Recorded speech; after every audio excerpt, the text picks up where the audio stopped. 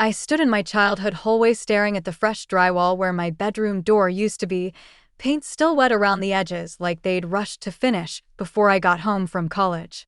My parents were in the kitchen pretending to eat dinner, forks scraping against plates in that forced way people do when they're avoiding eye contact. The air smelled like joint compound and lies, and when I pressed my ear against the cool white surface, I could hear something humming on the other side, something electrical that had never been there before. Mom's voice drifted from the kitchen, too casual, too rehearsed.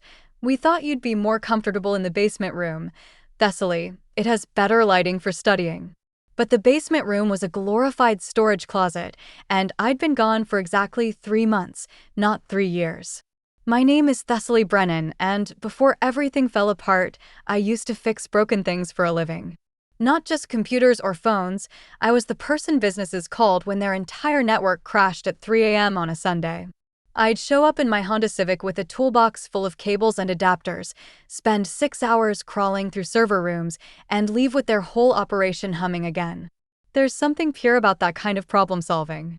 The issue exists, you diagnose it, you fix it. Clean. At home, I lived the same way. My apartment was a converted garage behind a Victorian house on Maple Street, barely 600 square feet, but organized like a Swiss watch. Every tool had its place, every cable was labeled, every surface stayed clear. My landlord, Mrs. Chin, used to joke that my space looked like a tech museum. I kept it that way because chaos made me anxious, and I'd had enough chaos growing up. The thing about fixing things professionally is that people assume you can fix everything else too: relationships, family problems, old wounds. But I learned early that some things stay broken no matter how much expertise you bring to them. My parents' house, for instance, had been broken in ways I couldn't name since I was 12. I'd moved out at 18 for college, stayed away for good reasons, and only came back for Christmas and birthdays. Clean visits. Controlled interactions. That should have been my first warning sign, when they started calling more often during my junior year, asking about my schedule, my plans. But I was good at compartmentalizing problems, sorting them into manageable pieces. I should have known that some problems don't want to be fixed. If this story hits home, make sure you're subscribed. We tell these for a reason. The calls started in March. Dad would phone during my database design class, his voice tight with that artificial cheerfulness he used when he was hiding something. "Just checking in, sweetheart. How are your grades? When do you think you'll graduate?" Normal parent questions that felt wrong coming from him because we'd never had normal parent conversations. Mom was worse. She'd call at night when she knew I'd be studying, her words slurred just enough to tell me she'd been drinking wine while organizing her craft room. "We miss you so much, Thessaly. The house feels so empty. Have you thought about maybe taking a semester off? Coming home to help with some projects?" I should have listened to what they weren't saying. Should have heard the desperation underneath the casual tone. But I was 21 and finally feeling like I'd escaped the suffocating weight of their expectations. High school had been 4 years of them micromanaging every friendship, every grade, every plan I made. They'd driven away 2 boyfriends with their obsessive need to know where I was at all times. They'd made me change my major twice because computer science wasn't feminine enough, then wasn't practical enough, then wasn't something they could understand well enough to help me with. The second scene happened 3 weeks before I came home for spring break. I was at the campus coffee shop, finally relaxed for the first time in months, when Mom called. She was crying real tears, not the manipulative ones I'd learned to recognize. "Your father lost his job," she said. "The company downsized. We might lose the house." I felt my stomach drop into my shoes. I offered to come home early, to help them figure out finances, to use my emergency fund. No, she said too quickly. "We'll figure it out. Just focus on school." But there was something in her voice that made me believe she was already planning something. Something that required me to stay away just a little bit longer. I found out about Dad's job the way I found out about most things in my family, accidentally, and too late to do anything about it. He hadn't been downsized. He'd been fired for falsifying expense reports, something that should have gotten him arrested, but somehow only got him quietly shown the door. The company had been generous, probably afraid of a lawsuit, and given him 2 months severance. That was 6 months ago. They'd been living off credit cards and my grandmother's inheritance, money that was supposed to help me pay for my last year of college. Money they'd spent on keeping up appearances while lying to me over the phone every single week. But that wasn't the worst part. The worst part was standing in that hallway, staring at the wall where my door used to be, and realizing they hadn't just taken my room. They'd erased me. Methodically, deliberately, like I was a problem to be solved instead of a daughter to be trusted. When I finally forced myself to walk into the kitchen, they were sitting at the table with papers spread between them. Legal documents. Rental agreements. My father looked up with that same artificial smile, but his hands were shaking as he gathered the papers into a stack. "We can explain everything," he said, but I was already reading upside down. Airbnb hosting agreement. Short-term rental insurance. A pricing sheet that listed my old bedroom as a premium space with excellent natural light and private bathroom access. They'd turned my childhood bedroom into a business. Not just any business, a business that required my room to be completely inaccessible to me, permanently. The humming I'd heard through the wall wasn't just electrical. It was a mini fridge, a coffee maker, all the amenities that would make some stranger comfortable in the space where I used to read books under my desk lamp and dream about getting away from them. Mom was crying again, but this time I recognized them as the manipulative tears. "We were going to tell you," she whispered. "We just needed to get back on our feet first. We thought you'd understand." I understood perfectly. They'd calculated exactly how long they could lie to me, exactly how much they could take, and exactly how little they thought I was worth. I spent that first night in their basement storage room, surrounded by Christmas decorations and boxes of my father's old engineering textbooks. The ceiling was too low and the air smelled like mildew, but I couldn't bring myself to sleep in their guest room upstairs. That would have felt like accepting their version of reality, that I was a guest in my own family home.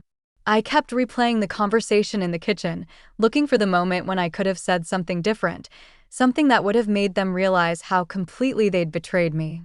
But every scenario ended the same way, with them explaining their reasons like I was supposed to be grateful for their resourcefulness. Around 3 in the morning, I found myself staring at a box of my old school projects. My hands were shaking as I opened it, and there at the top was a science fair ribbon from 8th grade.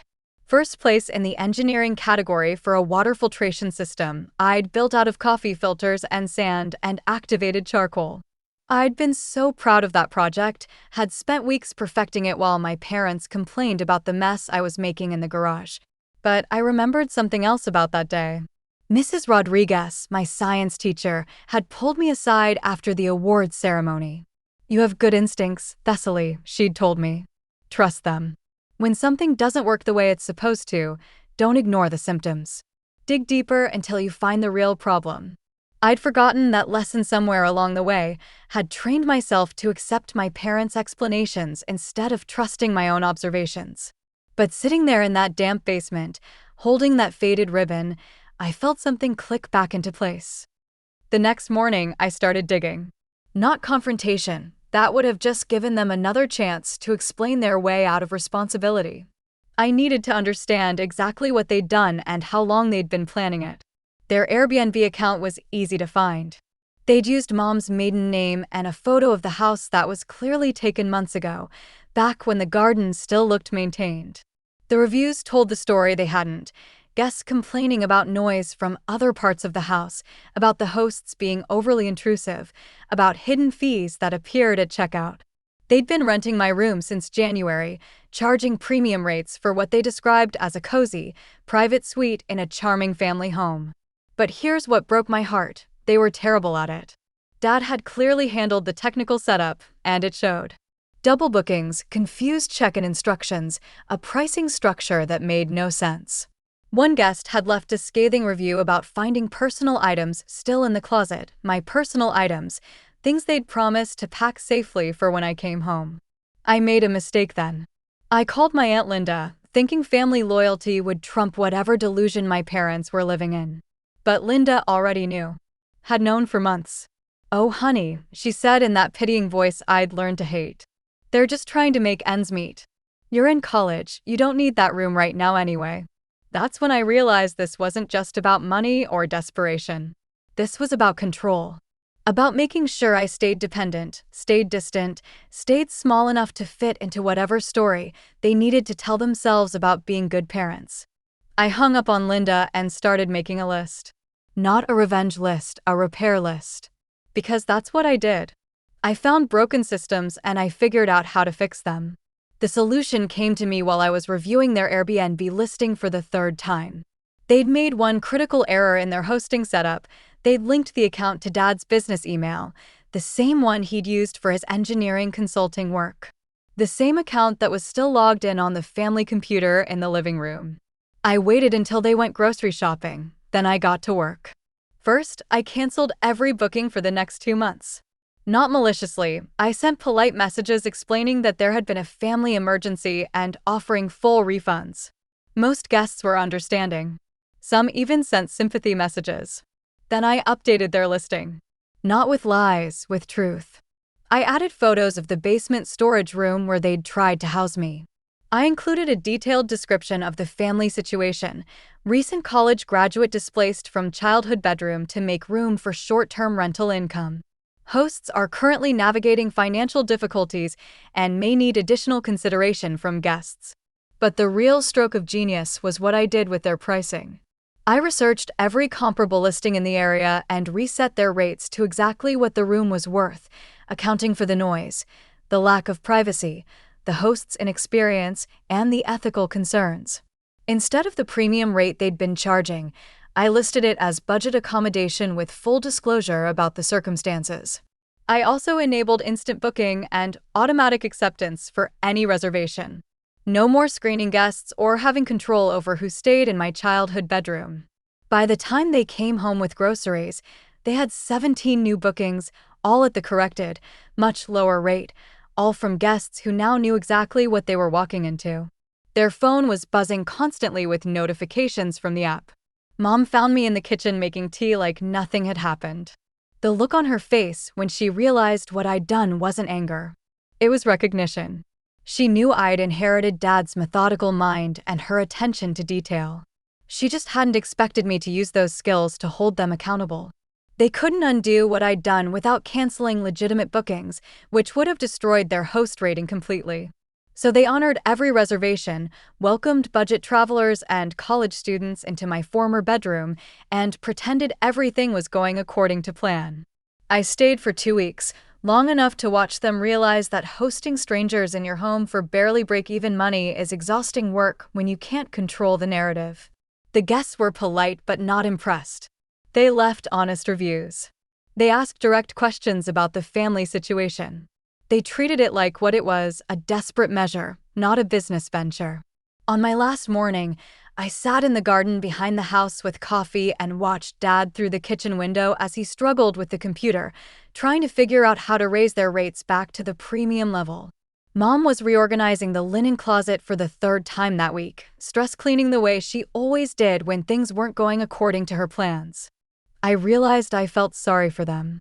Not enough to fix their situation, they'd made their choices, but sorry that they'd never learned the difference between solving a problem and managing appearances. Sorry that they'd raised me to leave, then acted surprised when I became someone who wouldn't enable their dysfunction. Mrs. Chin was watering her flowers when I loaded my car. She waved and called out something about how nice it was to see me home. I waved back but didn't correct her. Home was the small apartment behind her Victorian house, the place where everything had a purpose and nothing was performed for an audience. I drove back to campus thinking about systems and how they break down. In technology, we call it cascading failure, one small problem that creates bigger problems, which create bigger problems, until the whole network crashes. My parents' financial crisis was just the beginning. Their real problem was thinking they could lie their way out of consequences indefinitely. 6 months later, they sold the house. Not because of the Airbnb situation. That was just embarrassing, not financially devastating. They sold because they'd finally had to confront the reality that living beyond their means while lying to their daughter wasn't a sustainable business model. I get Christmas cards now, sent to my apartment address, with updates about their new rental townhouse and Dad's part-time consulting work. Normal family communication. Honest family communication. Sometimes fixing something means taking it apart completely and rebuilding it from components that actually work together. Sometimes the kindest thing you can do for people you love is refuse to enable their dysfunction. Sometimes the best revenge is simply insisting on the truth.